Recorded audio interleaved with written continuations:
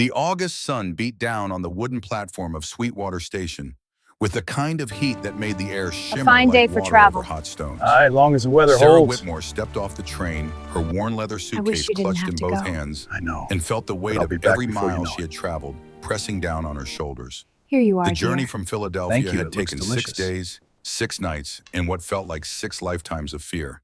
She stood alone on that platform, a small figure in a faded blue cotton dress that had once been her Sunday best, but now bore the marks of too many washes and too little care.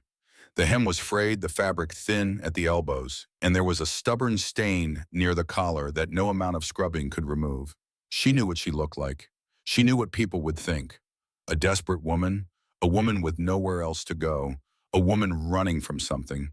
They would be right on all counts. The town of Sweetwater, Texas stretched out before her like something from a dream she had never quite dared to have.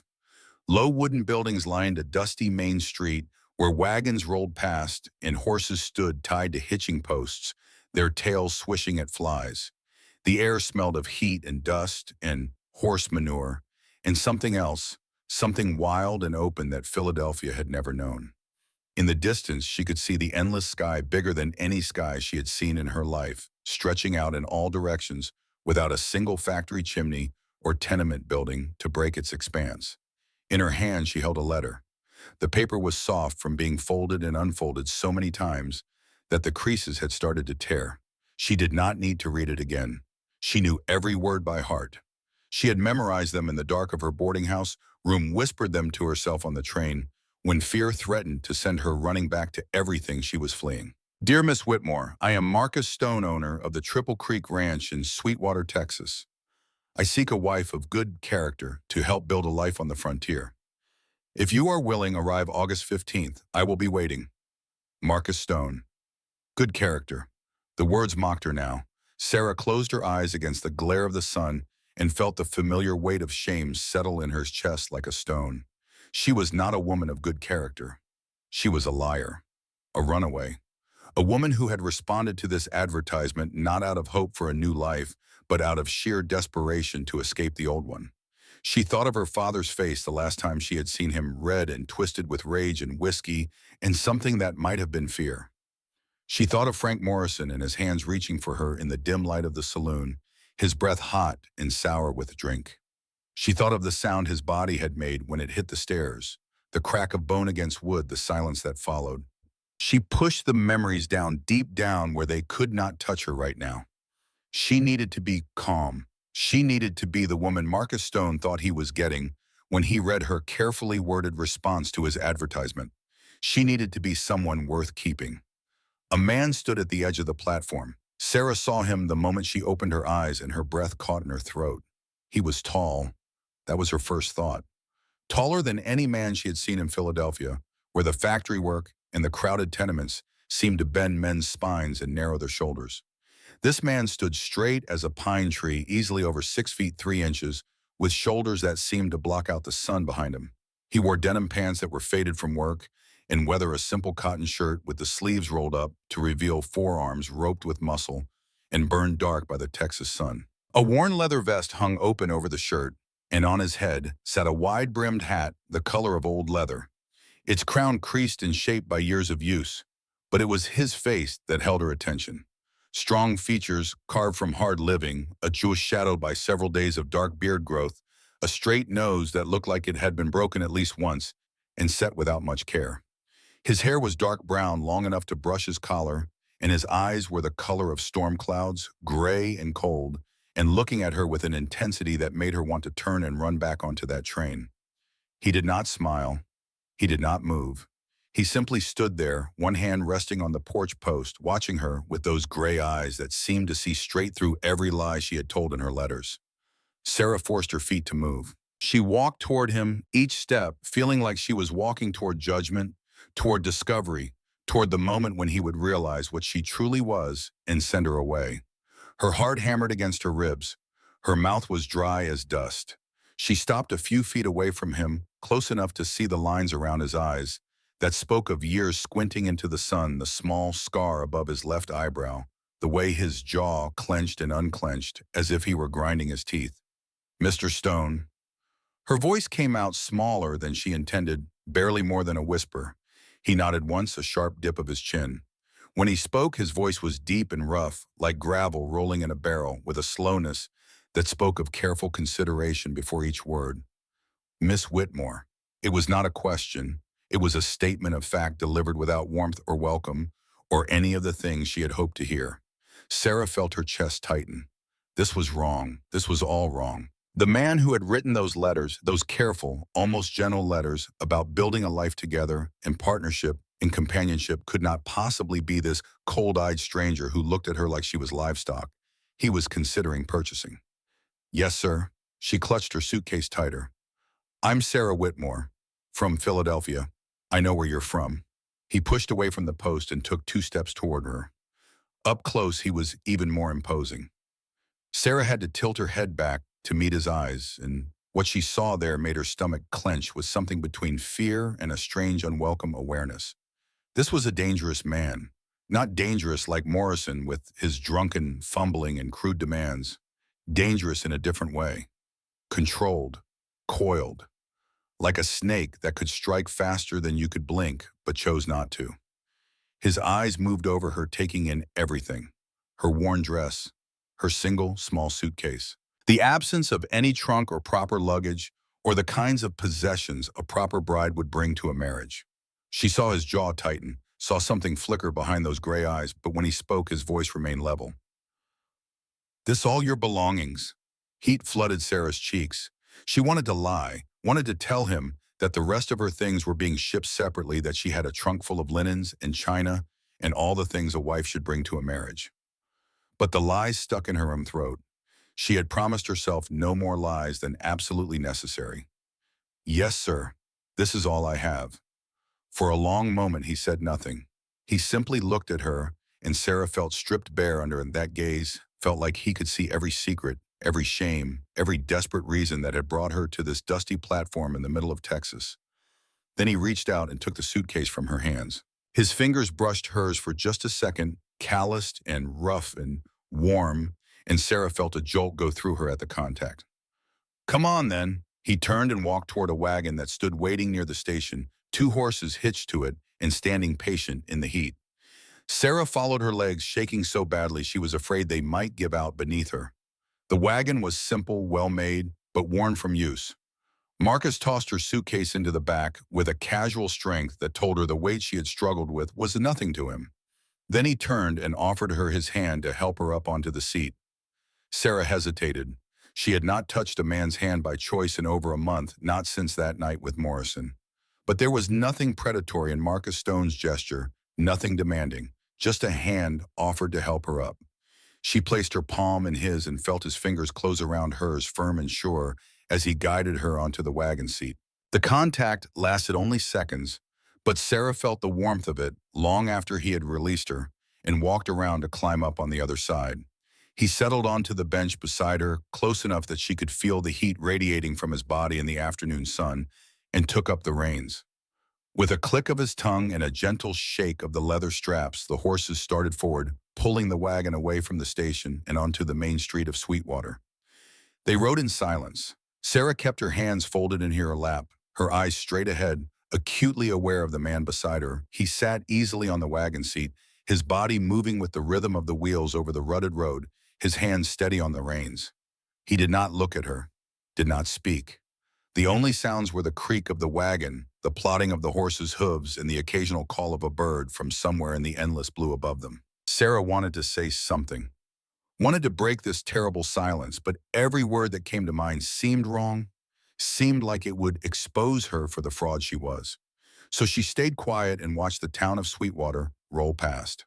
The general store with its painted sign, the saloon smaller and cleaner looking than the ones in Philadelphia, the blacksmith's shop where she could see the orange glow of the forge and hear the ring of hammer on metal, a church white-painted with a simple steeple standing at the end of the street like a beacon. Then the buildings fell away, and there was only the open land. Sarah had never seen so much space in her life. Rolling hills covered in brown grass that rippled in the hot wind, scattered trees gnarled and tough-looking, providing patches of shade. In the distance, dark shapes that might have been cattle moving slowly across a hillside. The sky seemed to press down on everything huge and empty, and so blue it hurt to look at. How long have you lived here? The words came out before Sarah could stop them, her need to fill the silence overcoming her fear. Marcus did not look at her. 6 years. Do you like it? A muscle in his jaw twitched. It suits me. Sarah waited, hoping he would say more, but he fell silent again. She tried a different approach. The ranch. What kind of work do you do there? Cattle? Horses? Couple chickens for eggs? Do you run it alone? Got 3 ranch hands? Jake, Miguel, and Tommy. They stay in the bunkhouse. So the main house is just... Sarah's voice trailed off as the implication hit her. Just him and her, alone. In a house miles from town, miles from anyone who might hear her scream if things went wrong. Marcus turned his head and looked at her for the first time since they had left the station. His gray eyes were sharp, missing nothing, and Sarah knew he had heard the fear in her voice. You scared? It was not an accusation. Just a question, Sarah swallowed hard. I don't know what I should be scared of. Something that might have been the ghost of a smile touched the corner of his mouth so brief she almost missed it. Then it was gone and his face was stone again. Maybe you should be scared, but not for the reasons you're thinking. Before Sarah could ask what he meant, he clicked to the horses and they picked up their pace, the wagon rattling faster over the road.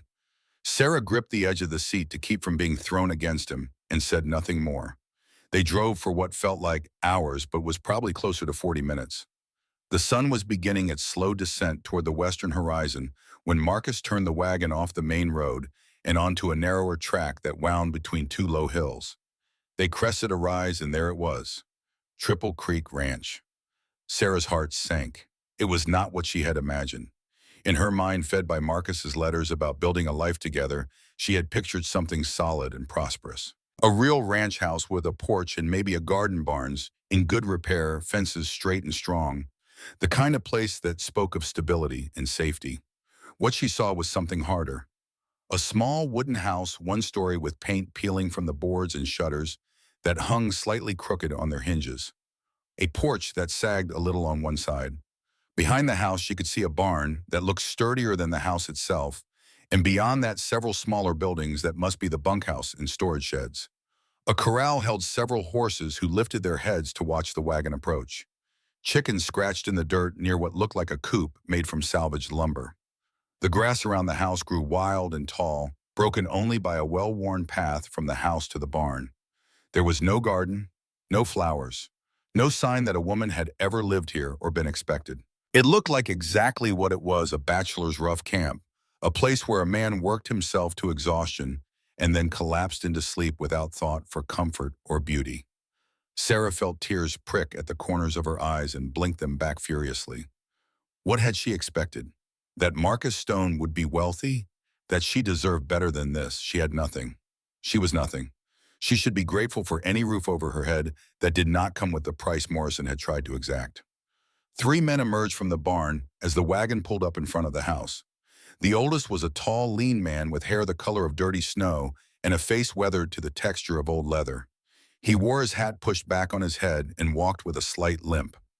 The second man was shorter, darker skinned with a thick mustache and the kind of compact, muscular build that came from hard physical work. The third was younger, maybe Sarah's age, or a little older with sandy hair and a sunburned face that still held the softness of youth. They stopped a respectful distance from the wagon, all 3 removing their hats and holding them against their chests as they looked up at Sarah. She saw curiosity in their eyes and something else. Doubt, maybe? Or pity. She could not tell which was worse. Marcus set the brake and climbed down from the wagon, then walked around to Sarah's side and offered his hand again. She took it, grateful for the assistance, as her legs trembled beneath her skirts. Her feet touched the ground, and she found herself standing in the dusty yard of what was supposed to be her new home. 3 strange men staring at her and Marcus Stone, a solid, silent presence at her side. Boys, Marcus said, his voice carrying easily in the still air. This is Miss Whitmore, from Philadelphia. She's here to be my wife. The word wife hung in the air like something tangible. Sarah saw the youngest man, Tommy, she assumed try to hide a look of surprise. The Mexican man, Miguel, simply nodded politely. But the oldest man, Jake, looked between Marcus and Sarah with something that might have been concern. Ma'am, Jake said, his voice rough as sandpaper. Welcome to Triple Creek, thank you. Sarah managed her voice barely above a whisper. Marcus picked up her suitcase from the wagon bed. Get back to work. Cattle in the north pasture need checking. It was clearly a dismissal. The three men put their hats back on, nodded to Sarah, and headed back toward the barn where their horses waited. Sarah watched them go, feeling suddenly very alone, despite Marcus standing right beside her. Come on. Marcus walked toward the house, not looking back to see if she followed. Sarah made her feet move. She climbed the 2 steps to the porch, noting how the wood creaked under her weight, and followed Marcus through the front door into the dim interior of the house. It took her eyes a moment to adjust from the bright sunlight outside. When they did, she found herself standing in a single large room that served as kitchen dining area and what passed for a sitting room all in one. A cast iron stove stood against one wall, its surface dusty from disuse. A rough wooden table with 4 mismatched chairs occupied the center of the space. Shelves lined another wall holding supplies in a haphazard arrangement. Pots and pans hung from hooks, and a pump sink stood beneath a window that looked out toward the barn. Everything was covered in a fine layer of dust. There were no curtains on the windows, no rugs on the floor, no pictures on the walls, no sign that anyone had tried to make this place into a home rather than just a shelter from the elements. The air smelled of old smoke and dust and loneliness. Marcus set her suitcase down near a door that must lead to the bedroom. He stood for a moment looking around the room as if seeing it through her eyes, and something in his expression shifted, not quite shame, but close to it. It's not much, he said finally. Sarah forced herself to speak past the tightness in her throat. It's fine, it's not fine. The words came out harsh, almost angry, though Sarah did not think the anger was directed at her. I know what it looks like. I know it's not what you expected. I didn't expect anything, Sarah said, and that at least was honest. She had been so focused on getting away, on escaping Morrison and her father and everything that had happened in Philadelphia, that she had not let herself think about what she was running toward.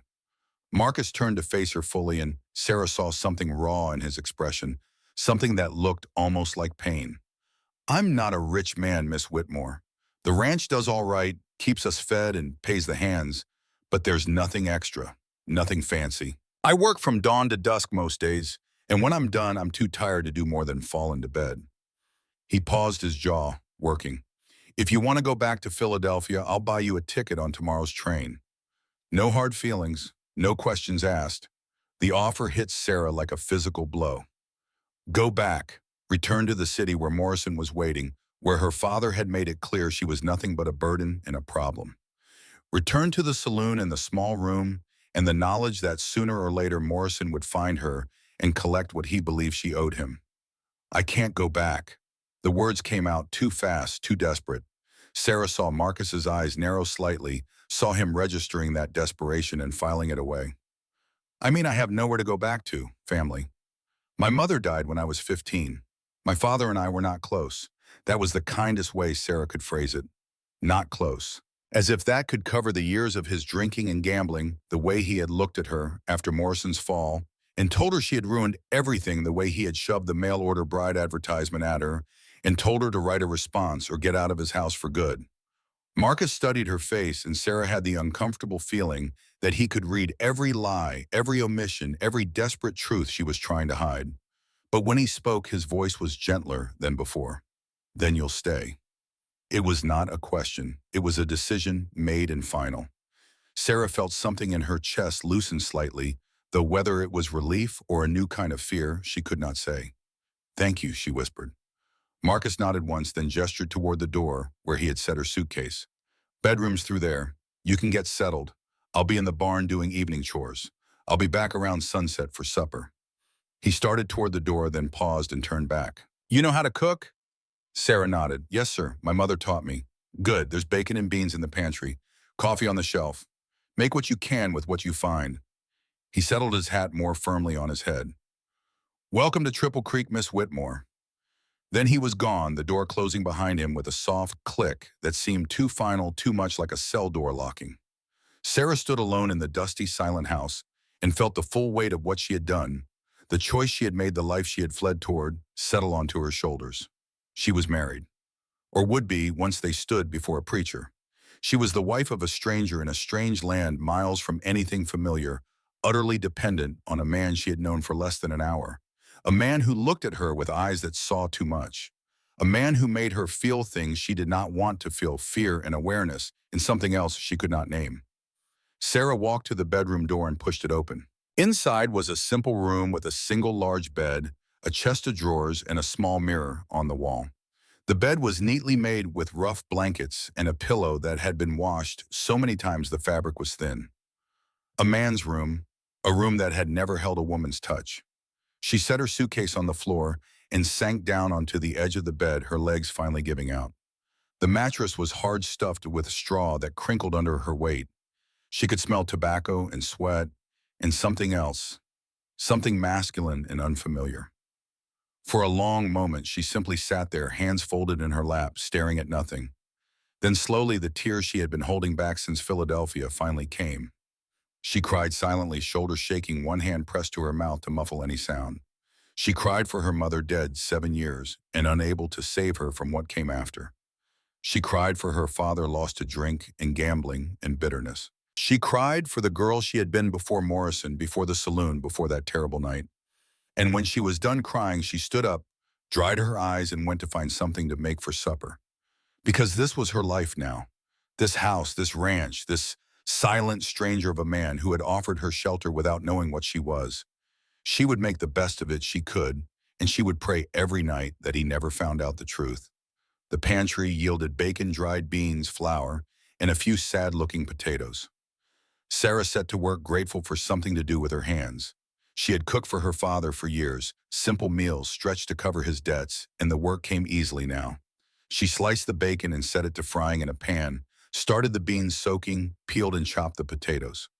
The familiar motions calmed her, gave her something to focus on besides the fear that sat like ice in her belly. The sun was touching the horizon when she heard boots on the porch.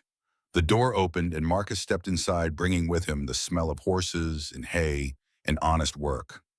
He removed his hat and hung it on a peg by the door, then crossed to the pump sink and washed his hands and face, scrubbing away the dust of the day. Sarah set 2 plates on the table, plain tin that had seen better days, and served up the simple meal. Bacon and beans and fried potatoes. It was not much, but it was hot and filling the kind of food men who worked with their bodies needed. Marcus sat down without comment and began to eat. Sarah took the chair across from him, her own plate barely touched, as she watched him from beneath her lashes. He ate methodically, not rushing, but not savoring either, like a man fueling a machine. He did not speak, did not look at her, just ate until his plate was clean, then pushed back from the table. "It's good," he said, the first words he had spoken since coming back inside. "Thank you, you're welcome." Sarah's voice came out small. Marcus stood and carried his plate to the sink, pumped water over it, and left it to soak. Then he turned and leaned against the counter, arms crossed over his chest, and looked at her with those storm gray eyes that made her feel like he could see straight through to her bones. "I should tell you something," he said, "before this goes any further." Sarah's heart stuttered. He knew. Somehow he knew about Morrison, about what had happened, about the lies in her letters. "I had a wife before." The words were flat, emotionless. "Her name was Catherine. We married in early 1898, just before I enlisted. She died while I was overseas 6 months after we wed." Whatever Sarah had been expecting, it was not this. She stared at him, seeing the pain that flickered behind his careful mask, the way his hands clenched and unclenched against his forearms. "I'm sorry," she whispered. "I didn't know. No reason you should. It's not something I put in the advertisement." His jaw worked. "But you should know. Should know that this house, this ranch, it was supposed to be for her. For the life we were going to build. And when she died, I just let it all go to hell because I couldn't bring myself to care about any of it anymore. What happened to her, I got a letter while I was in Cuba. Scarlet fever had come through the county like wildfire. Catherine helped nurse the sick ones, the families that couldn't afford a doctor. She caught it. By the time I got the news, she'd been dead 2 weeks. I never got to say goodbye, never got to try to save her. I was fighting a war while she was dying alone." Sarah could hear the grief in his voice, old but not forgotten, and something in her chest ached in response. She understood loss. She understood the kind of pain that did not fade with time, just dulled enough to let you keep breathing. "Is that why you're looking for a wife now? Because you're ready to move on?" Marcus laughed, a harsh sound without humor. "I'm not sure I'll ever be ready to move on. but I can't keep living like this half dead just going through the motions. Catherine wouldn't have wanted that. She was always after me to take care of myself to build something lasting. Even in her letters while I was away, she'd write about the gardens she wanted to plant, the children she hoped we'd have. She had so many plans. He pushed away from the counter and moved to the window, staring out at the darkening sky. I don't expect love, Miss Whitmore. I don't even expect affection. But I need someone here. Someone to make this place feel less like a tomb. Someone to give me a reason to fix the shutters and plant a garden and care about whether there's dust on the shelves. The honesty of it took Sarah's breath away. He was not promising her romance or passion or any of the things other mail-order bride advertisements hinted at. He was offering her a partnership born of mutual loneliness and the basic human need for company. I understand, she said softly. Marcus turned to look at her. Do you? Because I need you to know what you're getting into. I'm not an easy man. I work too hard and I don't talk much, and sometimes the memories get bad. I have nightmares. Sometimes I wake up not knowing where I am. Were you in the war? Sarah asked, thinking of the men who had come back from Cuba, the ones who wandered the streets of Philadelphia with haunted eyes and shaking hands. Spanish-American War. Fought in Cuba. Saw things no man should see, did things I'm not proud of. His hands curled into fists at his sides. When I came home from Cuba in late 1898, Catherine was already in the ground. I had nothing left. No wife. No home to return to. The nightmares were so bad I couldn't sleep in town, couldn't be around people. So I took the money I'd saved and bought this ranch. Been here ever since. 6 years alone. Sarah thought about her own nightmares, the ones where she felt Morrison's hands on her, and woke up gasping, the ones where she saw her father's face twisted with rage. Maybe they were not so different, she and Marcus Stone. Maybe they were both just broken people trying to find a way to keep living. I have nightmares too, she said before she could stop herself. Marcus's eyes sharpened. About what fear seized Sarah's chest. She had said too much already. She could not tell him about Morrison, about the saloon, about her father's debts. He thought he was getting a woman of good character. If he knew the truth, he would put her back on that train. Just things from before. My mother's death. Things that happened after. It was not quite a lie. I understand what it's like to wake up afraid. Something in Marcus's expression softened just fractionally. He nodded, accepting her words without pushing for more, and Sarah felt a rush of gratitude so intense it almost brought tears to her eyes again. We should talk about the sleeping arrangements, Marcus said, his voice carefully neutral. The bedroom is yours. I'll sleep out here by the stove. What? Number one, I can't take your bed. You're the lady. You get the bed. But that's not right. You work all day. You need proper rest. Marcus's mouth quirked almost a smile. Miss Whitmore, I've slept on harder ground than this floor. I'll manage. Besides, we're not married yet, not properly. And I won't touch a woman who's not my wife, not in that way. The relief that flooded through Sarah was so strong her knees went weak. He was not going to demand his marital rights tonight. He was not going to push her into the bedroom and take what Morrison had tried to steal. He was going to sleep on the floor and leave her in peace. Thank you, she whispered. Nothing to thank me for. It's just decent behavior. He moved to a trunk in the corner and pulled out a blanket and a thin pillow. You should get some sleep. I'll need your help with chores starting tomorrow, and the work starts early. Sarah nodded and stood, her whole body aching with exhaustion. She had been traveling for nearly a week, and before that running from Morrison, from her father, from everything that had come crashing down around her. She was bone-tired in a way that went beyond physical weariness. Miss Whitmore, Marcus said as she reached the bedroom door. She turned back.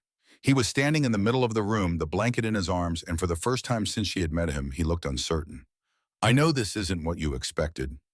I know it's rough and hard and not much to look at, but I promise you're safe here. I'll work myself to death before I let any harm come to you. You understand, Sarah did not trust herself to speak. She just nodded and slipped into the bedroom, closing the door behind her. She leaned against it, eyes closed, and tried to calm her racing heart. Safe. He had promised she was safe. And some part of her, the part that was so tired of running and hiding and being afraid, wanted desperately to believe him. She changed into her nightgown, a plain cotton shift that was worn thin from too many washings, and climbed into the bed that still smelled of tobacco and hard work and a man she did not know. The mattress creaked beneath her weight. Through the thin door, she could hear Marcus moving around, the soft sounds of him making his bed on the floor. Sarah closed her eyes and tried to sleep, but sleep would not come. Her mind was too full, spinning with everything that had happened, everything that might still happen. She thought of the letter she had written to Marcus, carefully crafted to present herself as a respectable young woman seeking a fresh start. She thought of the lies of omission, all the things she had not told him. She thought of Morrison and whether he would try to find her, whether her father would tell him where she had gone. And she thought of Marcus Stone sleeping on the hard floor of his own house to preserve her honor, a man who looked at her with eyes that had seen too much death and still found the strength to be kind. She must have dozed eventually because she woke suddenly in full darkness to the sound of a man's voice crying out. Sarah sat up, heart pounding, disoriented in the strange room. For a moment, she thought Morrison had found her, that he was in the house, that everything had been a dream. Then the cry came again, wordless and anguished, and she realized it was coming from the other room, from Marcus. Sarah slipped out of bed and crept to the door, opening it just a crack. In the dim light from the dying embers in the stove, she could see Marcus lying on his makeshift bed on the floor. His body was rigid, every muscle tensed, and even from across the room she could see the sweat gleaming on his face. His head moved back and forth, lips forming words she could not hear. Then he cried out again, loud enough to make her flinch. "No, Catherine! God, no, please, Catherine!" Sarah's hand flew to her mouth. He was dreaming of his dead wife, reliving her death, trapped in some nightmare that had him in its grip. She watched him thrash, watched him fight invisible demons, and felt her heart break a little for this hard man who carried so much pain.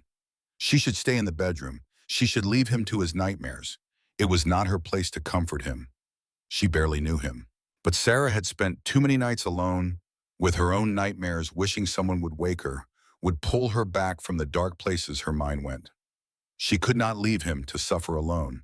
She crossed the room, her bare feet silent, on the wooden floor, and knelt beside him. Up close, she could see how young he looked in sleep, the hard lines of his face smoothed out, making him look less like a weathered rancher, and more like the boy he must have been before the war, before Catherine's death, before all the things that had carved sorrow into his features. "Mr. Stone," she said softly, not touching him yet. She remembered what he had said about waking up not knowing where he was. "Mr. Stone, you're dreaming. You need to wake up." He did not respond, just continued to thrash, a low moan building in his throat. Sarah reached out and placed her hand gently on his shoulder. His skin was burning hot through the thin fabric of his shirt, slick with sweat. "Marcus," she said, louder this time, "wake up. You're safe. You're home." His eyes snapped open, wild and unseeing. In one fluid motion, too fast for Sarah to react, his hand shot out and closed around her wrist, his grip like iron. She gasped at the sudden pain, tried to pull back, but he held her fast. For a terrifying moment, she saw nothing in his eyes but confusion and fear, and something that might have been violence. His breathing came in harsh gasps, his chest heaving, and Sarah knew with sudden certainty that he could hurt her. Right now, could break her wrist without even meaning to, without even knowing who she was. "Mr. Stone," she managed, keeping her voice calm, even though her heart was racing with fear. "It's Sarah. You're at Triple Creek Ranch. You were having a nightmare." Something in her voice must have reached him because she saw awareness flood back into his gray eyes. He looked down at his hand, gripping her wrist, at the way his fingers had left white marks on her skin, and horror washed over his face. He released her so fast she almost fell backward, scrambling away from her, like she was something that might burn him. He pressed himself against the far wall, breathing hard, eyes wide with something that looked like terror. "God," he gasped. "God, I'm sorry. I didn't mean to. I didn't know. I thought you were." He broke off, shaking his head violently. "You shouldn't have touched me. You should never touch me when I'm asleep." Sarah rubbed her wrist where he had gripped her. It hurt, would probably bruise, but she had suffered worse. Much worse. And the look on his face, the absolute devastation, told her that Marcus Stone was more horrified by what he had done than she was. "It's all right," she said softly. "You didn't hurt me." "Not really. I just startled you. I could have hurt you." His voice was rough, shaking. "I could have broken your wrist. I could have." "Christ, Miss Whitmore, you need to leave. You need to get on that train tomorrow and go back to Philadelphia. I'm not safe. I'm not a man you should be around." "Stop," Sarah said firmly. She stood up and moved closer to him, though he tried to wave her back. "Stop saying that. You had a nightmare. You didn't know where you were, but you stopped the second you recognized me." You let me go. I grabbed you in the first place. I shouldn't have. You were asleep. You were dreaming. Sarah knelt in front of him, forcing him to look at her. Mr. Stone Marcus, I've known men who hurt women when they're wide awake and know exactly what they're doing. You're not that kind of man. I can see that. He looked at her like she had spoken in a foreign language. How can you be so sure? Because I know what real danger looks like. The words came out before Sarah could stop them, heavy with a truth she had not meant to reveal. She saw Marcus register them, saw the questions forming in his eyes, but she pushed on before he could ask. You're not dangerous. You're hurting. There's a difference. Marcus leaned his head back against the wall and closed his eyes. When he spoke, his voice was barely above a whisper. I dream about the war, about the things we did, the men we killed. Sometimes I dream about Catherine dying, and I can't save her no matter what I do. And sometimes I wake up and I don't know where I am, or when I am, and for a few seconds I'm back there in Cuba, and everyone is the enemy. What can I do? Sarah asked. When it happens, how can I help? You can't. You should just stay away from me when I'm sleeping. I'm not going to do that. Sarah surprised herself with the firmness in her own voice. I'm not going to leave you alone with your nightmares any more than I'd want to be left alone with mine. So tell me what Catherine did. Tell me how she helped. Marcus opened his eyes and looked at her, really looked at her, and Sarah saw something shift in his expression. Surprise, maybe? Or respect? She never got the chance, he said slowly. She died before I came home with these nightmares. But in her letters, when I wrote to her about the things I'd seen, she would write back and tell me to remember where home was, to hold on to the good memories, the peaceful ones, to know that I had something worth coming back to. Then that's what I'll do. Sarah settled herself on the floor a few feet away from him, close enough to talk, but not so close that her presence would feel threatening. Next time, and I imagine there will be a next time, why? The question was raw, desperate. Why would you do that? You don't know me. You don't owe me anything. Sarah thought about Morrison's hands on her, about her father's rage, about all the nights she had woken up screaming with no one to hear, no one to care. She thought about what it meant to be alone with your demons, to fight them in the dark with no hope of victory. Because everyone deserves someone who'll sit with them in the dark, she said simply. And maybe we can help each other. They sat in silence for a long moment, the only sound their breathing and the crackle of the dying fire in the stove. Then Marcus nodded just once, and Sarah saw something in his eyes that had not been there before. Not quite trust, but maybe the beginning of it. You should go back to bed, he said finally. Morning comes early on a ranch. Sarah stood, her legs stiff from kneeling on the hard floor. She started toward the bedroom, then paused and turned back. Mr. Stone Marcus, I'm not going back to Philadelphia. I'm staying here. Whatever happens, whatever you think about yourself, I'm staying. She did not wait for his response. She went back into the bedroom and closed the door, climbed back into the bed that smelled like him, and pulled the blankets up to her chin. Her wrist throbbed where he had gripped it, but she did not mind. It was proof that she was real, that this was real, that she had made a choice and was going to see it through. Outside the door, she heard Marcus moving around, heard the creak of floorboards as he settled back onto his makeshift bed.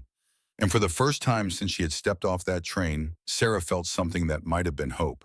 She was Sarah Whitmore, daughter of a drunk and a gambler, a woman who had run from Philadelphia with nothing but shame and fear driving her forward. But maybe, just maybe, she could become Sarah Stone, wife of a broken cowboy on a hardscrabble ranch in Texas. Maybe they could save each other. The thought carried her down into sleep, deeper and more peaceful than she had slept in months. Sarah woke to the sound of a rooster crowing somewhere outside, its strident call cutting through the last remnants of her dreams. For a moment she lay still in the unfamiliar bed, disoriented by the darkness and the silence that was so different from Philadelphia's constant noise. Then memory flooded back. Texas, the ranch, Marcus Stone and his storm-gray eyes, and the nightmare that had shown her a glimpse of the pain he carried. She pushed herself upright and fumbled for the matches on the bedside table, lighting the small oil lamp that cast a warm glow across the sparse room. Through the single window, she could see the faintest hint of dawn beginning to paint the eastern sky more gray than light the world still caught between night and day. Sarah dressed quickly in the dim lamplight, her fingers clumsy with the buttons of the simple work dress she had brought. It was one of only 3 dresses she owned, This one a sturdy brown cotton that had seen better days but would serve for the kind of work she suspected lay ahead.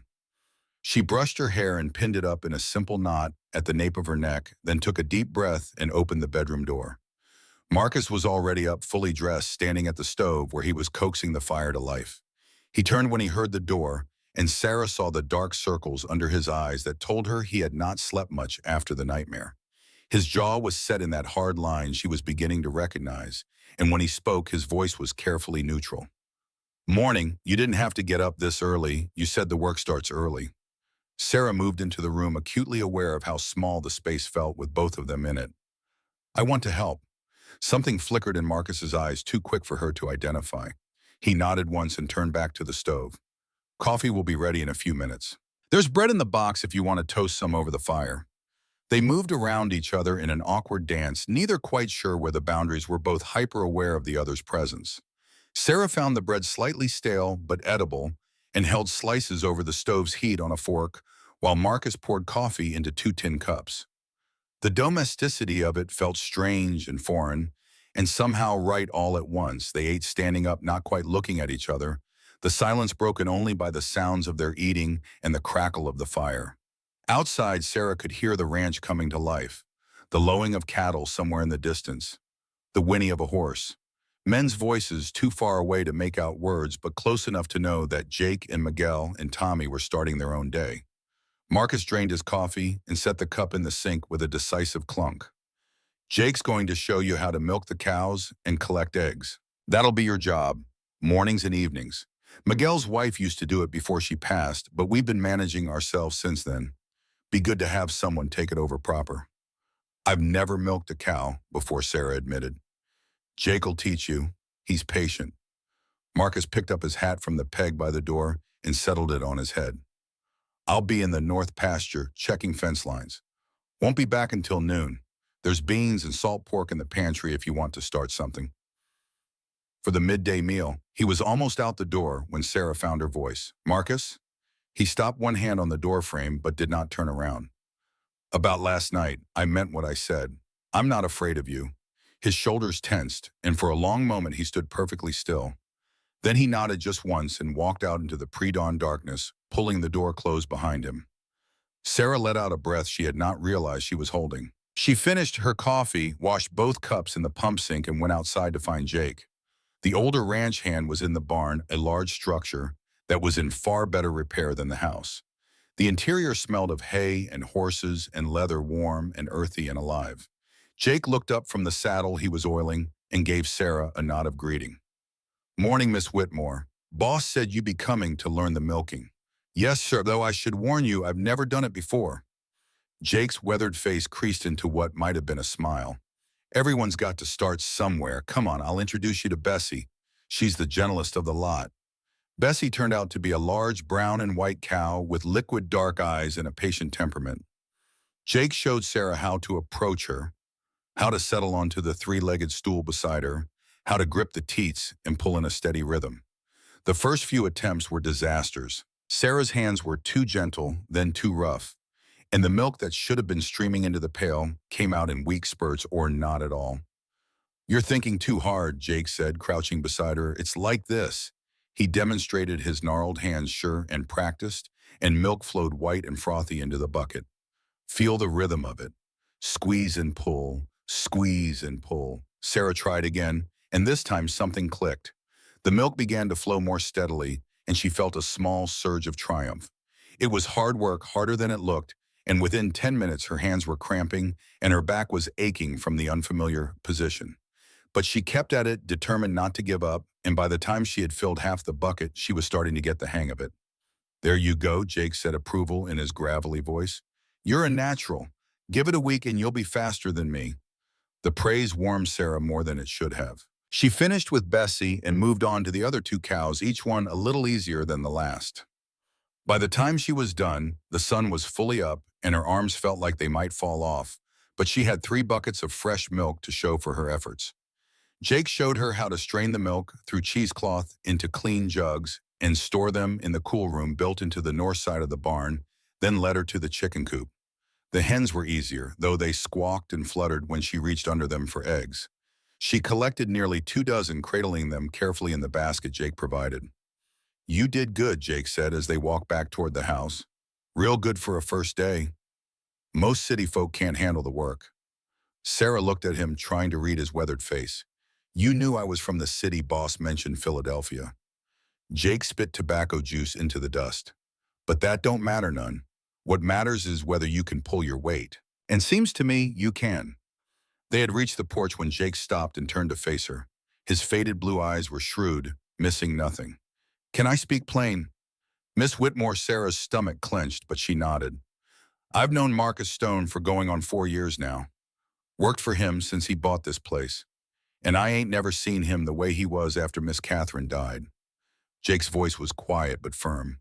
He was like a ghost walking around going through the motions but not really living. "Last year or so he's been a bit better, but he's still carrying a weight that would break most men." "I know," Sarah said softly. "Do you—" Jake fixed her with that penetrating stare. "Because if you're here just looking for a roof over your head, just running from something back east, that's going to hurt him worse than being alone. He's putting his trust in you. Don't take that lightly." The words hit Sarah like a physical blow. Jake knew. Maybe not the specifics, maybe not about Morrison or her father or the lies she had told, but he knew she was running from something. And he was warning her that Marcus deserved better than another betrayal. "I'm not here to hurt him," Sarah said, and meant it with every fiber of her being. "I'm here because I need a fresh start. Because I was drowning back in Philadelphia and this was the only lifeline I could reach. But that doesn't mean I take him lightly. I see what he's carrying and I want to help if I can." Jake studied her for a long moment, then nodded slowly. "All right then, just wanted to make sure we understood each other." He tipped his hat. "I'll see you at noon for the midday meal." Sarah watched him walk back to the barn, then carried her basket of eggs into the house. Her hands were shaking slightly as she set the basket on the table.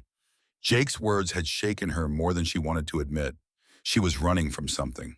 She was using Marcus in a way, using his need for a wife to escape her own past. Was that fair to him? Was she just trading one kind of deception for another? She pushed the thoughts away and focused on the work at hand. There would be 4 hungry men at noon, and she needed to have food ready. She found the beans Jake had mentioned, sorted through them to remove the stones and debris, and set them to soak. The salt pork was in the cold room, a slab of fatty meat that would need to be cut and fried to flavor the beans. She added onions she found hanging in a net bag, a handful of dried peppers, and set the pot on the stove to simmer. While the beans cooked, Sarah tackled the house. It was clear that no one had done more than the most cursory cleaning in months, maybe years. Dust covered every surface. The floor was gritty with tracked-in dirt. The windows were so filthy they barely let in light. It was a project that would take days, but Sarah started with what she could manage in a morning. She swept the floor, raising clouds of dust that made her cough. She wiped down the table and chairs. She washed the dishes that had been accumulating in the sink, scrubbing away at crusted food and grease. She found rags and went after the windows using vinegar water to cut through the grime. The physical labor felt good, felt purposeful, and for a while she could forget about Morrison and her father and Jake's warning and just focus on making this house a little less like a tomb. The sun was high overhead when she heard horses approaching.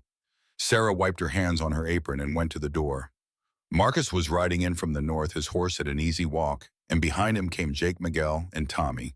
All 4 men looked tired and dusty, their faces showing the strain of a morning's hard work in the Texas sun. Marcus dismounted and tied his horse to the rail, then turned and saw Sarah standing in the doorway.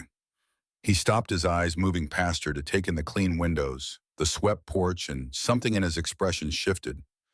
Not quite a smile, but a softening around the eyes that might have been approval. "Smells good," he said, climbing the steps. "Just beans and salt pork. Nothing fancy. Beats what we've been eating."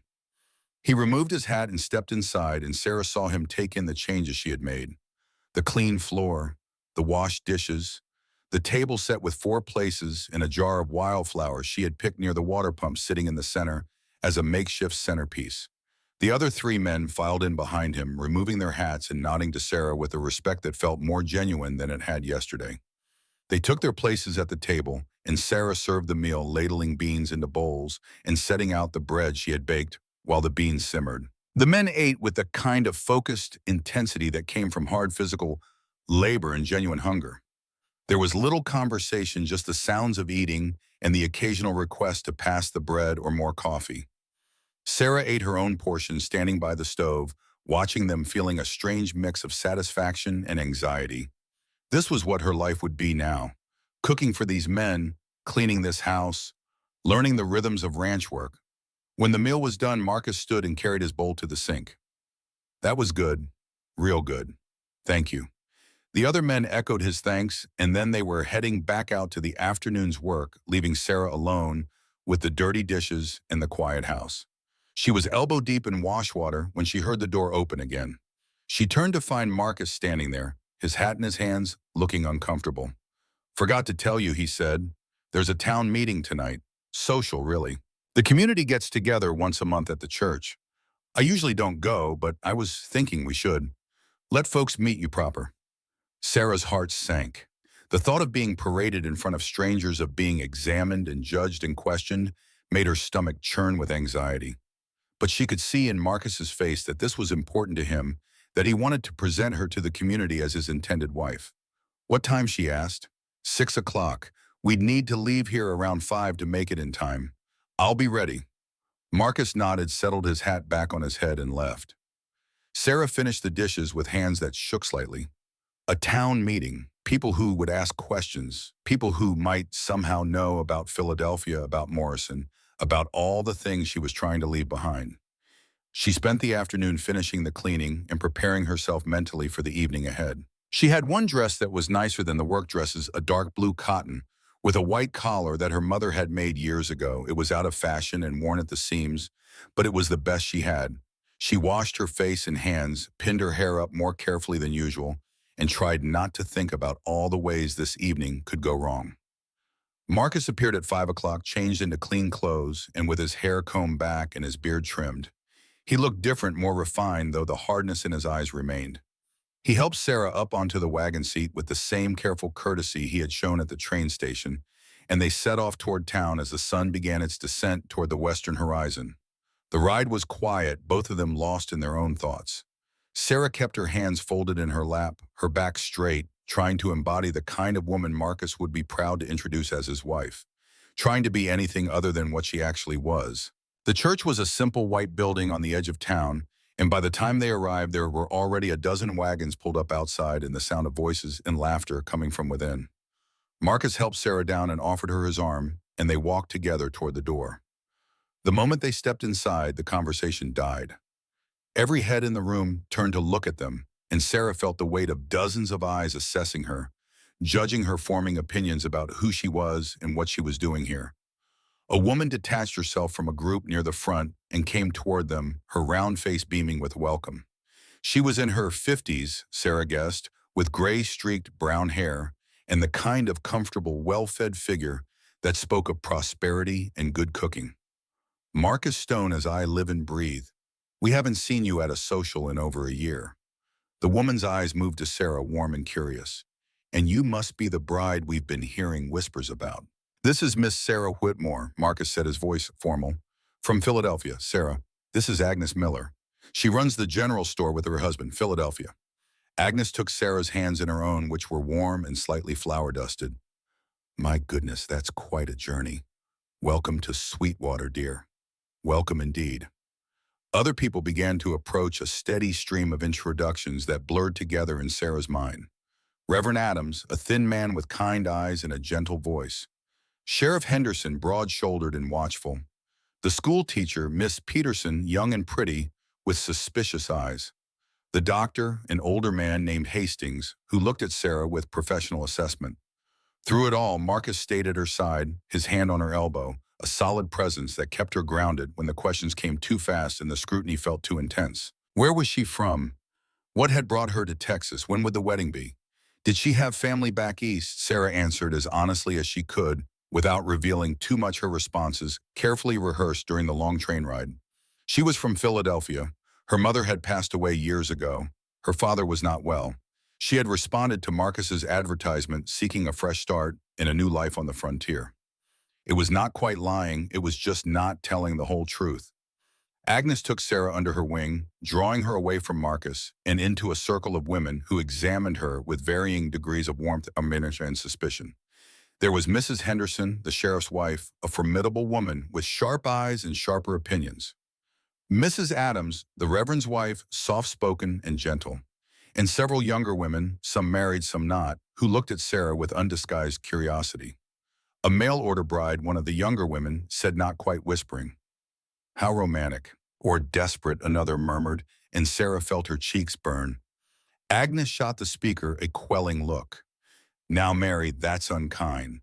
Miss Whitmore has come a long way to build a life here, and we should welcome her properly."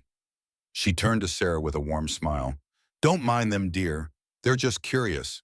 We don't get many new faces in Sweetwater, especially young women." "I understand," Sarah said quietly. "Tell me," Mrs. Henderson said, her voice carrying the weight of authority, "what skills do you bring to a frontier marriage? Can you sew, garden, preserve food?" "I can sew and cook," Sarah replied. "My mother taught me before she passed. I haven't had much chance to garden in the city, but I'm willing to learn." "And what about children?" This from one of the younger women, her eyes bright with malicious curiosity. "Do you want a family?" Sarah's chest felt tight. She had not let herself think that far ahead, had not allowed herself to imagine a future beyond simply surviving this present moment. But these women were looking at her expectantly, waiting for the right answer. "I hope to someday," she said carefully, "if God wills it." That seemed to satisfy them, and the conversation moved on to other topics. But Sarah felt the weight of their expectations settling on her shoulders like a physical burden. They wanted her to be a certain kind of woman, a good wife, a future mother, a respectable addition to their community.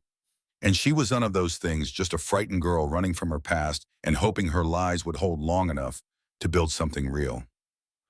Across the room, she could see Marcus talking with a group of men, his posture stiff and uncomfortable. He caught her eye and gave her a small nod, checking on her, and Sarah felt a rush of gratitude for his steady presence. The evening wore on. There was food, simple fare brought by the various families. There was music, a fiddle and a guitar, played by two ranchers who knew more enthusiasm than skill. Some of the younger people danced, and Sarah watched from the sidelines, remembering the last time she had danced at a church social in Philadelphia before everything had fallen apart. "Would you like to dance?" Sarah turned to find a young man standing beside her, maybe 25, with sandy hair and an eager smile. He was not anyone she had been introduced to, but his face was open and friendly. "I don't think that would be appropriate," Sarah said carefully.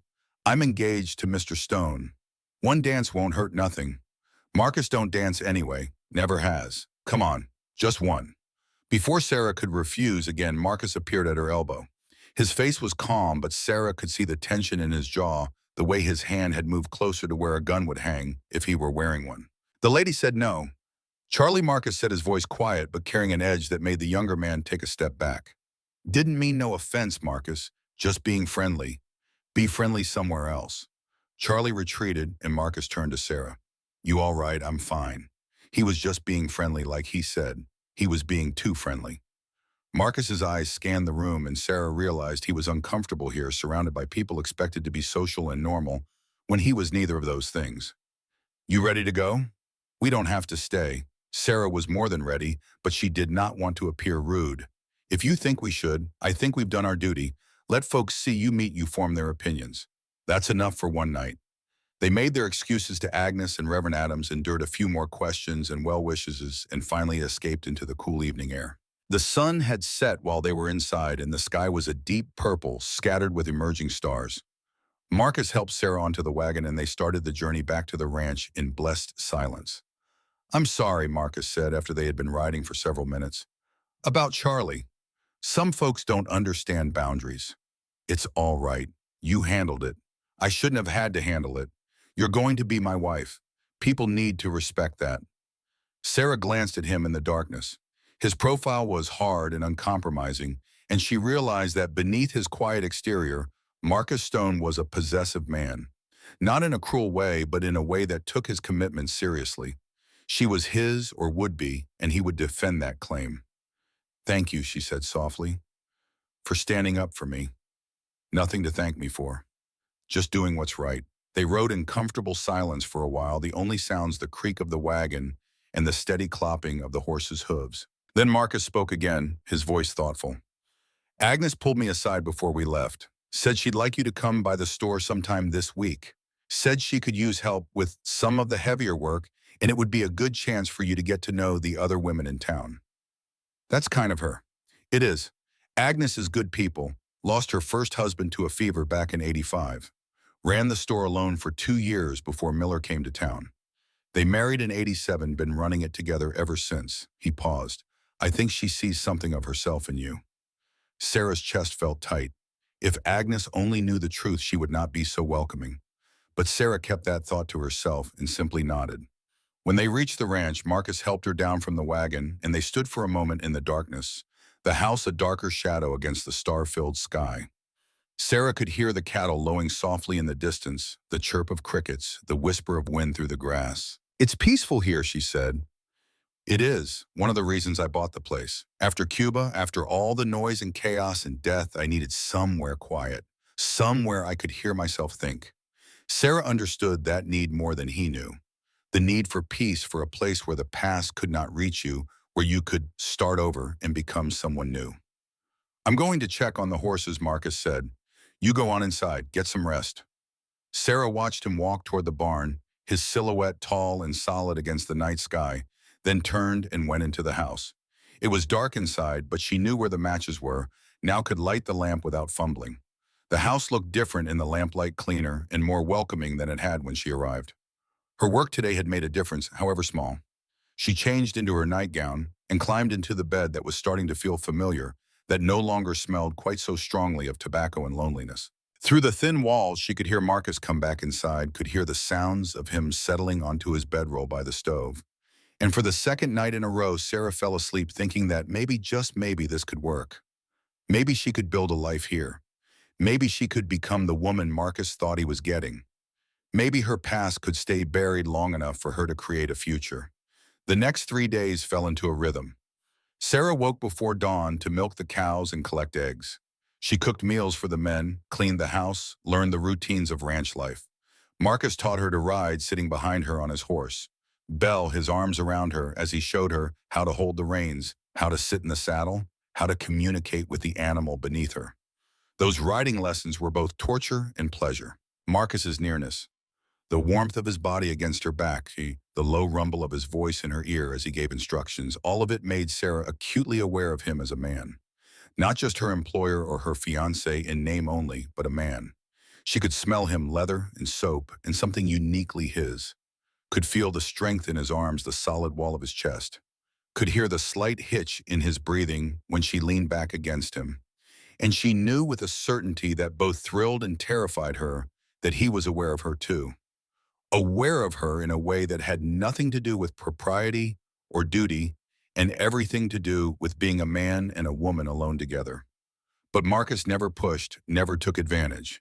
He was unfailingly proper, always giving her space, always making sure she felt safe. And that restraint, that careful respect, made Sarah trust him in a way she had not trusted anyone in a long time. On the fourth morning after the town social, Sarah was in the kitchen preparing breakfast when she heard the sound of an approaching horse. She looked out the window and saw a rider coming up the path, moving fast, dust rising behind him. Marcus emerged from the barn, his hand automatically going to the gun he wore on his hip when he was working outside. The rider pulled up in front of him, and Sarah could see it was Tommy, the youngest of the ranch hands, his face flushed and his horse lathered with sweat. She could not hear what was being said, but she saw Marcus's whole body go rigid, saw him turn and look toward the house. Then he was striding toward the door, his face grim, and Sarah's heart began to pound with sudden fear. He came through the door without knocking, his eyes seeking her out immediately. Sarah, we need to talk. Now. The use of her first name, the urgency in his voice sent ice through her veins. Sarah set down the spoon she had been using to stir the oatmeal and wiped her hands on her apron. What is it? What's wrong? Marcus pulled an envelope from his pocket and held it out to her. Sarah's hand shook as she took it. The envelope was addressed to her, care of Triple Creek Ranch, in handwriting she did not recognize. There was no return address. Tommy just brought it from town. The mail wagon came in early this morning. Sarah opened the envelope with fingers that felt numb and stiff. Inside was a single sheet of paper, and the words written on it made the blood drain from her face. Sarah Whitmore, I know where you are. Morrison has found you. He's coming to Texas. Prepare to pay what you owe. FM. The paper slipped from Sarah's fingers and fluttered to the floor. She felt Marcus's hand on her shoulder steadying her and looked up into his face. His gray eyes were hard as flint, his jaw set in a line that spoke of barely controlled fury. Who he said, his voice deadly quiet, is Morrison. Sarah looked into Marcus's eyes and saw no judgment there, only a fierce protectiveness that made something in her chest crack open. And in that moment she made a choice. No more lies, no more half-truths. If he was going to stand beside her against Morrison, he deserved to know everything. Sit down, she said, her voice steadier than she felt. I'll tell you everything. They sat at the table, the letter lying between them like an accusation. And Sarah told him about her father's gambling debts, stretching back years, how he had lost their house, her mother's jewelry, everything of value to the card tables and dice games. About Morrison's saloon, where her father owed more money than he could ever repay. About how Morrison had offered to forgive the debt in exchange for Sarah working at the saloon. At first, it was just serving drinks, Sarah said, her voice barely above a whisper. But Morrison made it clear that he expected more. That eventually I would have to do what the other girls did, service the men upstairs. Marcus's hands clenched into fists on the table, but he said nothing, just waited for her to continue. One night about 2 months ago, Morrison came to me after closing. He'd been drinking.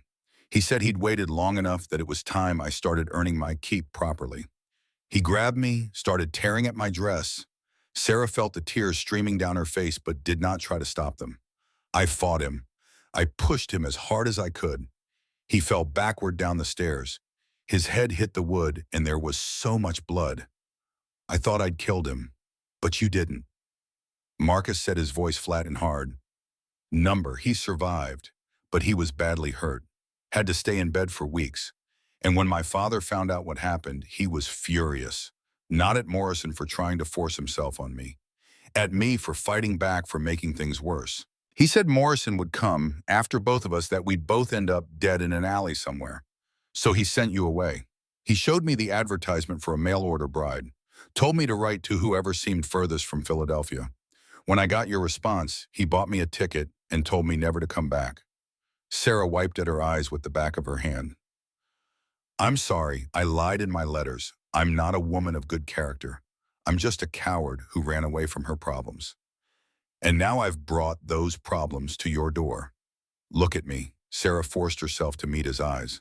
What she saw there took her breath away. Not disgust or anger, but a cold, controlled fury that was not directed at her. You defended yourself against a man who tried to force himself on you. Marcus said, his voice quiet but hard as iron.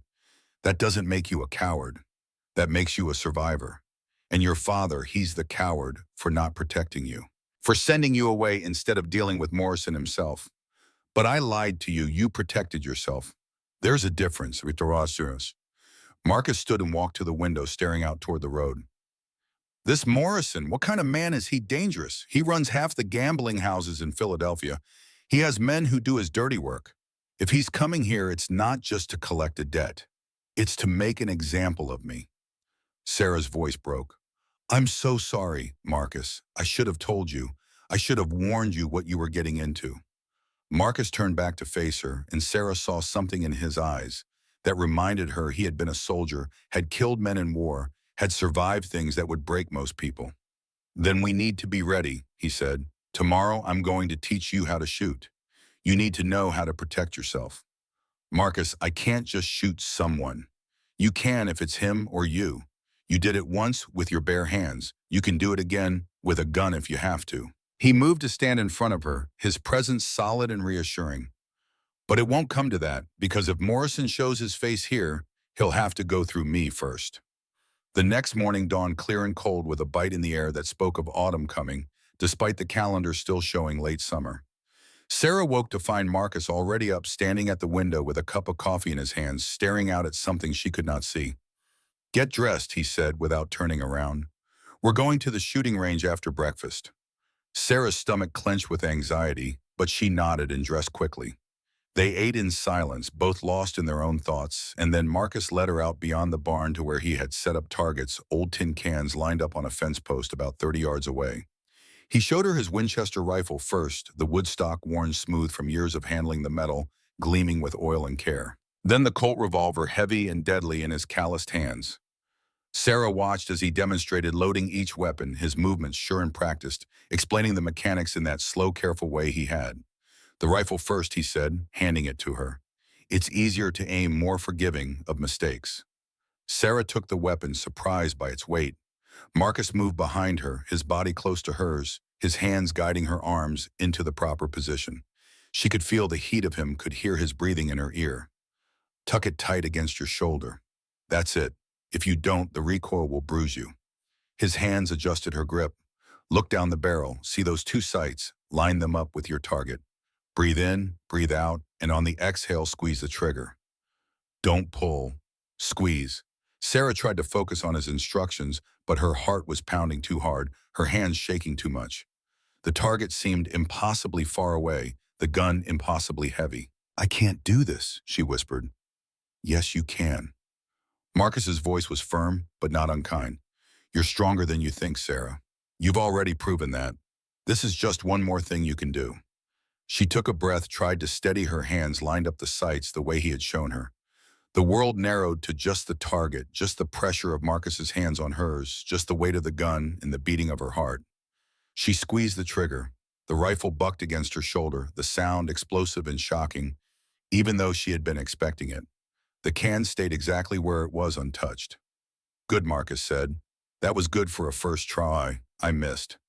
You pulled the trigger instead of squeezing it, made your aim go wide. Try again.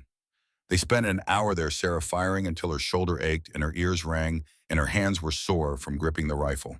By the end, she could hit 3 out of 5 cans, not perfect, but better than she had thought possible. Tomorrow we'll work on the revolver, Marcus said as they walked back to the house. It's harder to aim, but easier to carry. You should keep it with you when I'm not around. You really think Morrison will come here to Texas?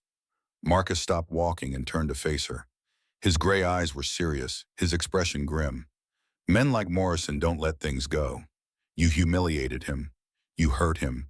And from what you've told me, he's the kind of man who cares about his reputation, about people knowing he can't be crossed. So yes, I think he'll come. The question is when. What will we do? We'll be ready. Marcus reached out and tucked a strand of hair behind her ear, a gesture so gentle it made Sarah's breath catch. And Sarah, he's not going to touch you. I swear it on my life. Morrison won't lay a hand on you. That afternoon, Marcus saddled his horse and rode into town. He returned 3 hours later with Sheriff Henderson, a grim-faced man with iron gray hair and eyes that missed nothing. Sarah told her story again, this time to the sheriff, watching his expression darken as she described Morrison and what had happened in Philadelphia. That's attempted rape, Henderson said flatly when she finished. And if he comes here making threats, that's criminal menace. He looked at Marcus. You did right bringing this to me. I'll send a wire to Philadelphia, see what I can learn about this Morrison fellow. And I'll make sure my deputies know to keep an eye out for strangers asking questions about Miss Whitmore. Mrs. Whitmore, Marcus corrected. We're getting married. Tomorrow. Sarah's head snapped up to stare at him. Marcus met her gaze steadily. If you're my wife in the eyes of the law, Morrison has no claim on you, he said. And it sends a clear message to anyone who might be watching. You're under my protection. Henderson nodded approvingly. Smart thinking. Reverend Adams can do it tomorrow morning if you want. I'll stand witness. After the sheriff left, Sarah turned to Marcus, her mind reeling. You don't have to do this, she said. Marry me just to protect me. That's not fair to you. Fair, Marcus let out a harsh laugh. Sarah, there's nothing fair about any of this. But I'm not marrying you just to protect you. I'm marrying you because I want to. Because these past few days having you here, it's made this place feel less like a tomb and more like a home. Because when I think about Morrison coming here and taking you away, something in me wants to burn the world down. He stepped closer, close enough that Sarah had to tilt her head back to look at him. I'm marrying you because I don't want to lose you, he said quietly. And if that makes me selfish, so be it. The next morning they stood before Reverend Adams in the small white church with Sheriff Henderson and Agnes Miller as witnesses.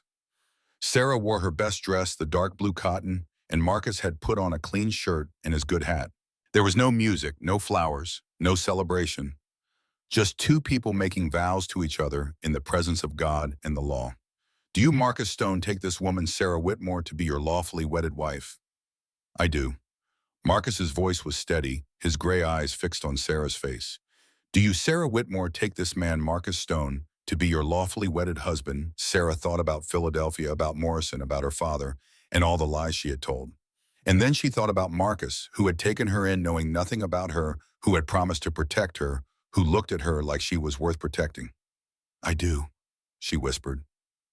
Reverend Adams smiled. Then by the power vested in me by the state of Texas and the grace of God, I pronounce you husband and wife. He looked at Marcus. You may kiss your bride.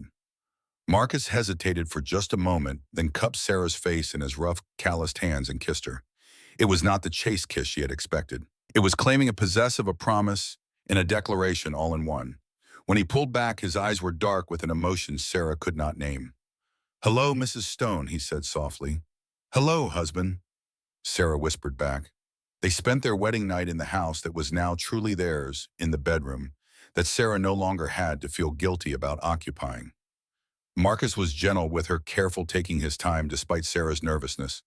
He made it good for her, made her feel cherished and wanted and safe in a way she had never felt before. Afterward, as they lay tangled together in the narrow bed, Marcus's fingers tracing idle patterns on her bare shoulder, Sarah felt something shift inside here. This was real. This was her life now. She was Sarah Stone, wife of a cowboy rancher in Texas, and whatever came next, she would face it with this man at her side. I love you, she said, the words coming out before she could stop them. Marcus went very still. Then he turned to face her, his gray eyes searching hers in the dim lamplight. Say that again. I love you, Marcus Stone. Sarah felt tears pricking at her eyes. I know it's fast. I know it doesn't make sense. But I do. I love you. Marcus pulled her close, burying his face in her hair, and Sarah felt him trembling. I love you too, he said, his voice rough with emotion. God help me. I love you too. I didn't think I could feel this way again after Catherine. Didn't think I had it in me. But you, Sarah, you make me want to live again. You make me want to be better than I am. You're already better than you think, Sarah whispered. They held each other in the darkness, two broken people who had found each other against all odds, who had chosen each other despite everything that should have kept them apart. And for a while, Sarah let herself believe that maybe, just maybe, Morrison would never come. That maybe she could have this happiness, this peace, this love. But 2 weeks later, on a Thursday morning, when the sky was heavy with the promise of rain, a stranger rode into Sweetwater asking questions about Sarah Whitmore. Tommy brought the news, riding hard from town, his young face pale with worry. Boss, there's a man in town, Eastern fella, fancy clothes. He's asking about Mrs. Stone, asking the sheriff, asking at the general store, asking anyone who'll talk to him. Marcus's face went hard as stone. What's he look like? Older, maybe 45.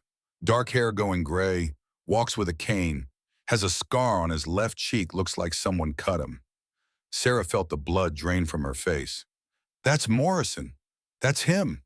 Marcus was already moving, buckling on his gun belt, checking the loads in his revolver. He turned to Sarah. You stay here. Keep the rifle loaded and by the door. If anyone comes to this house who's not me or one of the hands, you shoot first and ask questions later. Understand, Marcus, please. Sarah grabbed his arm. Don't go. Let the sheriff handle it. The sheriff can handle the law.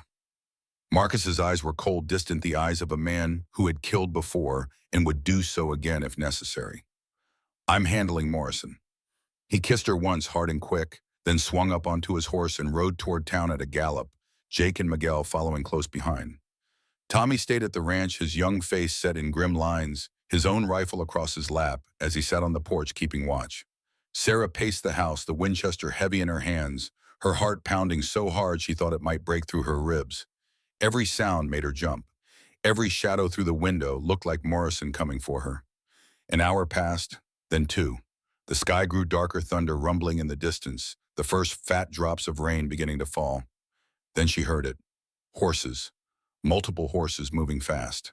Sarah raised the rifle, her hands shaking, and positioned herself by the window where she could see the path leading to the house. Three riders came into view. Marcus in the lead, his face grim. Behind him, Jake and Miguel flanking a fourth horse. And on that fourth horse, hands tied to the saddle horn, was Frank Morrison. Even from a distance, even through the rain that was starting to fall harder now, Sarah could see the fear in Morrison's face, could see the way he sat hunched and defeated, all the arrogance and cruelty that had defined him stripped away. Marcus dismounted and hauled Morrison down from his horse, shoving him toward the porch. The man stumbled, his fancy clothes mud-stained, and torn, his cane nowhere to be seen. Sarah, Marcus called, "Come out here." She set the rifle down and stepped onto the porch. Morrison saw her, and his face twisted with rage. "You bitch," he spat. "You ruined me. Cost me my reputation, my business. I had to sell everything just to track you down." Marcus backhanded him across the face, the blow sharp and brutal. "You don't talk to her. You don't even look at her." Morrison spit blood onto the dirt. "You think you can protect her? You think some backwater cowboy is going to stop me?" Marcus smiled, and it was the coldest, most dangerous expression Sarah had ever seen. "I don't have to stop you," he said quietly, "because you're leaving Texas. Tonight. And you're never coming back." "Like hell I am." Sheriff Henderson rode up, then his face as grim as Marcus's. He dismounted and walked over to where Morrison stood bleeding in the rain. "Frank Morrison," he said formally, "you're under arrest for making terroristic threats, criminal menace, and attempted extortion. I'll be holding you in my jail until the next circuit judge comes through, which should be about 3 weeks. Then you'll stand trial." "You can't do this," Morrison snarled. "I'm a businessman from Philadelphia. You're just some hick sheriff in the middle of nowhere." Henderson smiled thinly. "Maybe so, but this is my territory, and here I'm the law." He gestured to his deputies who had ridden up behind him. "Take him." As they hauled Morrison away, still protesting, still threatening, Marcus turned to Sarah. His face was spattered with mud and blood, his eyes still hard and cold. "It's over," he said. "He's going to jail. And when he gets out, if he's smart, he'll stay as far away from Texas as he can get." Sarah felt her legs give out. She sank down onto the porch steps, the relief so overwhelming it was almost painful. Marcus sat beside her, pulling her into his arms, and she buried her face in his chest and cried. "You're safe now," he murmured into her hair. "I promised you'd be safe, and you are. No one's ever going to hurt you again. I swear it." 3 weeks later, Frank Morrison stood trial in Sweetwater's courthouse. Sarah testified about what he had done in Philadelphia, about the attempted assault, about the threatening letter. The judge, an old man with steel-gray eyes and no patience for nonsense, sentenced Morrison to 5 years hard labor and permanent banishment from the state of Texas. Morrison screamed threats as they led him away, but Sarah did not flinch. She stood tall, Marcus's hand in hers, and watched as the man who had haunted her nightmares was taken away in chains. Afterward, as they walked out of the courthouse into the bright Texas sunshine, Marcus turned to her. "It's really over now," he said. Sarah nodded, feeling lighter than she had in months. It's over, and their life together truly began. The years that followed were not easy. Ranch life was hard, unforgiving work. There were droughts that killed cattle, and winters that froze water lines, and summers that baked the ground to concrete. There were injuries and setbacks, and days when Sarah wondered if they would make it. But there were good times, too. Sarah's garden, planted that first spring, and tended with care, yielded vegetables that kept them fed through the winter. The chickens multiplied, and Sarah sold eggs in town, slowly building up a small savings. Agnes became a true friend, teaching Sarah the ways of frontier life, sharing recipes and gossip, and the quiet companionship of women who understood each other. And there was Marcus. Marcus, who woke with her before dawn and worked until dark, but always found time to kiss her good morning and hold her close at night. Marcus, whose nightmares grew less frequent as the months passed, though they never fully went away. Marcus, who looked at her like she was the most precious thing in his world. A year after they married, Sarah discovered she was pregnant. She told Marcus one evening, as they sat on the porch watching the sunset, his arm around her shoulders, her head resting against his chest. "I'm going to have a baby," she said softly. She felt him go absolutely still. Then he was turning her to face him, his hands cupping her face, his gray eyes shining with tears. "A baby," he repeated, his voice breaking. "We're going to have a baby." Sarah nodded, her own tears falling.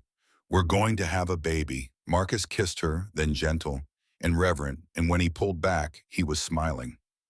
Really smiling, not the small quirk of his lips she had grown used to, but a full, genuine smile that transformed his entire face. "I didn't think," he said. "After Catherine, I thought that dream was gone, that I'd never be a father." "You're going to be a wonderful father," Sarah said. And he was. When their daughter was born on a cool October morning, Marcus held her with such tenderness, such awe, that Sarah fell in love with him all over again. They named her Catherine after the wife he had lost, and Sarah was honored to give their daughter that name. The day after little Catherine was born, as Sarah lay in bed recovering, and Marcus sat beside her with their daughter cradled in his arms, he looked at her with an expression she had never seen before. "Thank you," he said quietly, "for giving me this, for giving me a family again, for making me believe I could have this kind of happiness." Sarah reached out and took his hand.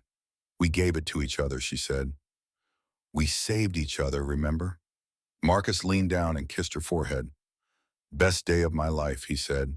"The day you stepped off that train in Sweetwater." "Mine too," Sarah whispered. "Mine too." 2 years later, they had a son, and they named him Robert after Sarah's father. It was a gesture of forgiveness, Sarah's way of letting go of the past and all the pain it had caused. She had received a letter from Philadelphia 6 months earlier, informing her that her father had died of liver failure, drunk and alone in a charity hospital. She had cried for the father he could have been, for the childhood she should have had, and then she had let it go. And 5 years after that, another daughter arrived, bright-eyed and strong-willed, and they named her Agnes after the woman who had become like a mother to Sarah. The house that had been so bare and lonely when Sarah first arrived was now filled with life. Children's laughter, toys on the floor, drawings tacked to the walls, a kitchen garden that grew bigger every year, curtains on the windows that Sarah had sewn herself, quilts on the beds, pictures of the family taken by the traveling photographer who came through town once a year. On their 10th wedding anniversary, Marcus took Sarah up to the hill behind the barn, where Catherine's grave stood, a simple white cross marking the spot. He had not been up there in years, had finally been able to let go of the grief that had nearly destroyed him. "Thank you," he said, speaking to the grave, to the woman who rested there. "Thank you for loving me when I didn't deserve it. Thank you for writing those letters that reminded me I was human. Thank you for wanting me to be happy even after you were gone." He turned to Sarah, pulling her into his arms. "And thank you," he said to her, "for answering that advertisement. For being brave enough to come to Texas, for loving a broken man and helping him heal, for giving me a life worth living." Sarah looked at him, at the face she knew as well as her own now, at the gray eyes that no longer looked cold, but warm with love and contentment. "I was the broken one too, remember? We fixed each other." They stood there on the hill, the setting sun painting the sky in shades of pink and gold, the sounds of their children playing in the yard below, drifting up to them on the evening breeze. And Sarah thought about that frightened girl who had stepped off the train in Sweetwater 10 years ago, running from her past, terrified of her future, with nothing but shame and fear driving her forward. That girl was gone now. In her place was a woman, a wife, a mother, a healer, because word had spread about her skill with herbs and medicine, and people came from miles around seeking her help. A member of a community that had welcomed her and made her one of their own. Sarah Stone.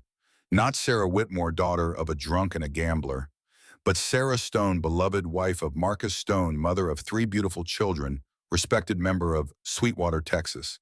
She had come to this place with nothing but shame, but she had found everything: love, family, purpose, home. And as Marcus took her hand and they walked back down the hill together, toward the house where their children waited, toward the life they had built together from the ashes of their broken pasts, Sarah knew with absolute certainty that she would not change a single moment of the journey that had brought her here.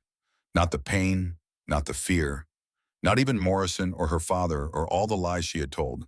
Because all of it, every terrible, beautiful, heartbreaking moment, had led her to this, to Marcus, to their children, to this life. And it was worth it. All of it was worth it.